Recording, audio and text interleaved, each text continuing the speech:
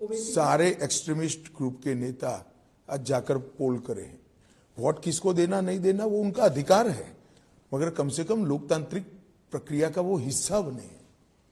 पहले चुनाव के बहिष्कार के नारे लगते थे, आज शांतिपूर्वक कहीं एक डंडा भी नहीं चला, एक भी रैगिंग नहीं हुई और धैर्यपूर्वक किसी भी दल का कोई फरियाद नहीं है, धैर्यपूर्वक पोलिंग हुई। ये बताता है कि बदलाव हुआ है।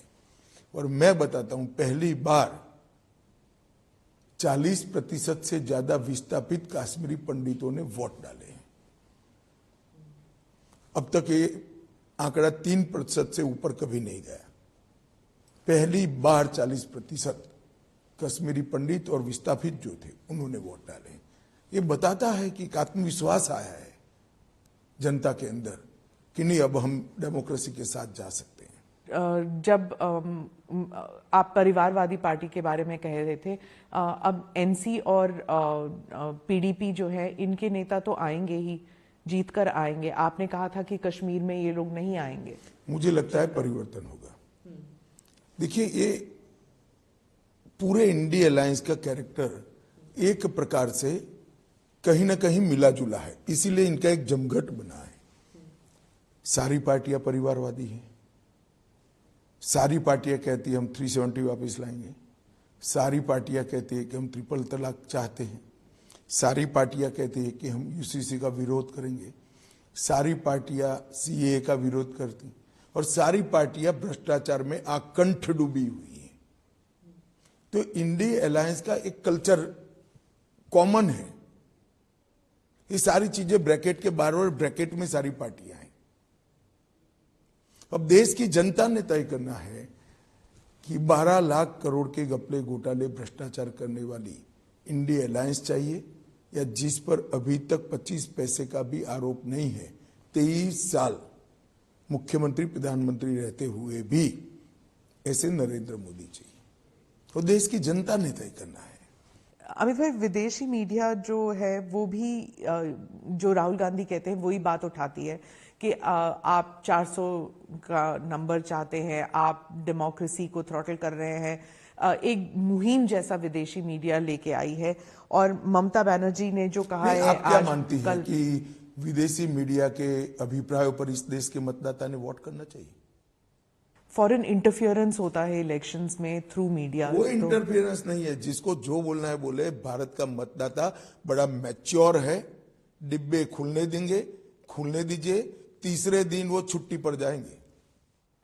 नहीं, पर जब 40-50 आर्टिकल 2 हफ्ते में आते हैं अलग अलग जगहों से, ऑस्ट्रेलिया से लेके अमेरिका से लेके यूरोप, मिडिल ईस्ट, हर जगह से जब आर्टिकल्स आते हैं, वो आर्टिकल्स इंडियन मीडिया में आते हैं। देखिए, आपकी चैनल से तो, आपकी चैनल की तो ये 50 आर्टिकल से ज्यादा रीच है ना, तो आपकी चैनल भी परिणाम नहीं बदल सकती है। देश बड़ा मैच्योर मतदाताओं से बना हुआ देश है, उनको अपना अच्छा बुरा दोनों मालूम है। दक्षिण के कई राज्यों में जो 5 राज्य चुनाव पूर्ण हो गए, वहां पे तो कई पॉलिटिशियंस है जो कहते हैं कि मोदी जी नहीं चाहिए। साउथ जो है वो अलग राज्य है, अलग स्टेट है, अलग कंट्री महसूस करते हैं वो। देखिए, अगर कोई कहता है कि ये अलग कंट्री है तो बहुत ऑब्जेक्शनेबल है। केटीआर ने कहा है, डीके शिव कुमार के भाई ने कहा है। घर पे बैठे हैं। मैं आपको बताता हूं, इस देश को अब कभी भी इस देश का विभाजन नहीं हो सकता।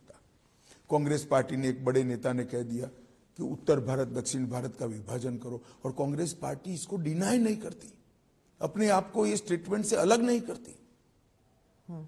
देश की जनता को सोचना चाहिए कि कांग्रेस पार्टी का एजेंडा क्या है। मगर मैं आपको परिणाम बता देता हूं।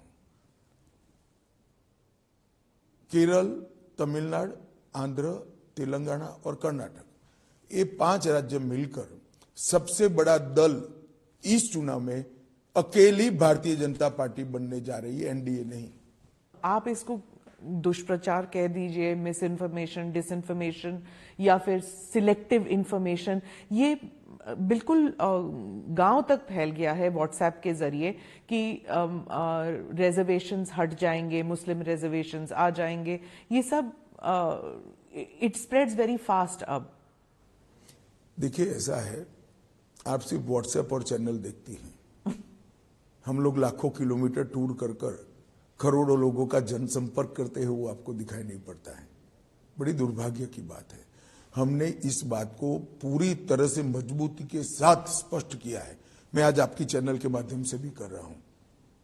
जब तक भाजपा का एक भी सांसद है, इस देश में से SC, ST, OBC के रिजर्वेशन को कोई हाथ नहीं लगा सकता।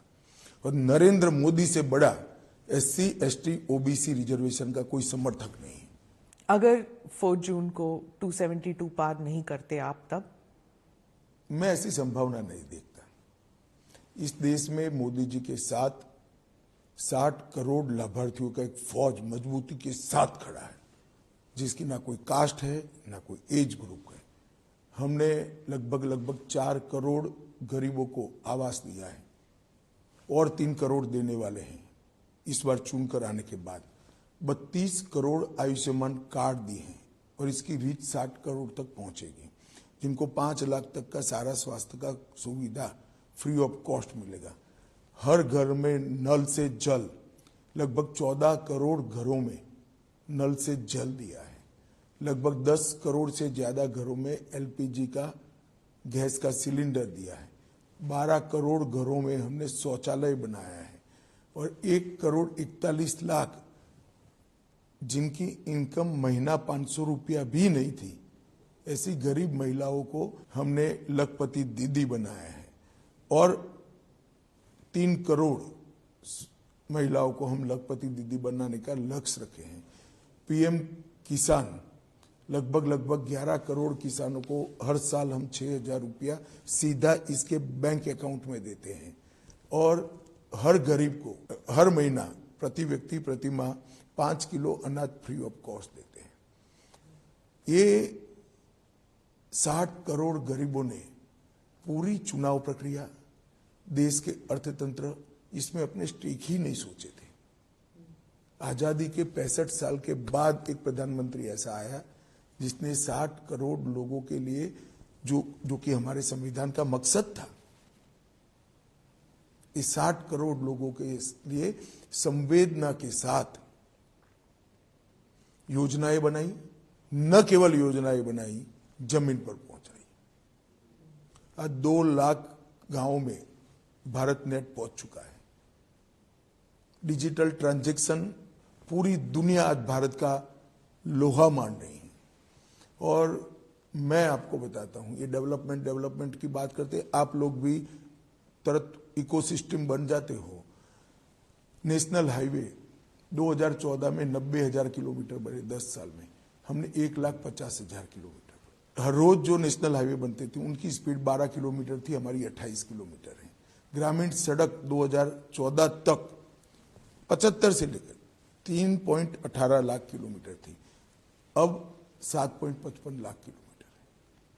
तो डबल से ज्यादा 10 साल में बढ़ा है हमने। इसके साथ साथ हवाई अड्डे 74 थे, आज 149 है। रेलवे इलेक्ट्रिफिकेशन 22,000 किलोमीटर था, अब 62,000 किलोमीटर है। और ढेर सारे काम, ऑप्टिकल फाइबर जो मैंने कहा, भारत नेट 100 पंचायतें छोड़कर मनमोहन सिंह गए थे, आज 2 लाख पंचायतों तक हम पहुंचे हैं। और 1 GB डेटा की कॉस्ट वो 269 रुपया, 269 रुपीज छोड़कर गए थे, आज 10 रुपया है। आपने अब ये सारी चीजें जिनको मिली है और जो उनके बेनिफिशियरी है, उनको मालूम है नरेंद्र मोदी क्या है और क्यों 400 देना चाहिए। लाभार्थी, हाँ, लाभार्थी। और इसके साथ साथ मैं बताता हूं, 1,10,000 करोड़ का इंफ्रास्ट्रक्चर का बजट था देश का, मोदी जी ने 11 लाख करोड़ का रखा, बनाया, 11 लाख करोड़ तक ले गए। एक 25,000 करोड़ का ट्राइबल्स का बजट था, आज 1,29,000 करोड़ है। किसान का बजट 30,000 करोड़ था, आज 1,40,000 करोड़ है। ये कहां से हुआ? राहुल की भाषा में कहिए तो गब्बर सिंह टैक्स से हुआ है। अंत में पूछूंगी मैं आपसे, आपको पॉलिटिकल चाणक्य कहते हैं, तो मैंने जब पहले आप जो मैं हूं नहीं, अच्छा, पर लोग कहते हैं, आप नहीं माने तो भी, जो अगर 272 नहीं आते, ये तो आप सोचने को तैयार नहीं, लेकिन पॉलिटिकल चाणक्यस जो हैं वो प्लान बी जरूर बना के चलते हैं। आप प्लान बी नहीं बनाते? प्लान बी तब बनाना पड़ता है जब प्लान ए में 60% से कम संभावना हो। कितनी संभावना है आपको? मैं निश्चित रूप से मानता हूं कि 100% मोदी जी प्रचंड बहुमत के साथ जीत कर आएंगे। पूरा देश चाहता है, ये देश सुरक्षित हो, ये देश समृद्ध हो, इस देश का दुनिया में सम्मान बढ़े, ये देश आत्मनिर्भर हो, ये देश विकसित भारत बने, और हर भारतीय चाहे गरीब से गरीब हो, चाहे कितना भी धनवान हो, ये सभी मानते हैं कि 10 साल में दुनिया में देश का सम्मान बढ़ा। धन्यवाद अमित भाई, ANI के साथ बात करने के लिए। बहुत बहुत धन्यवाद। धन्यवाद।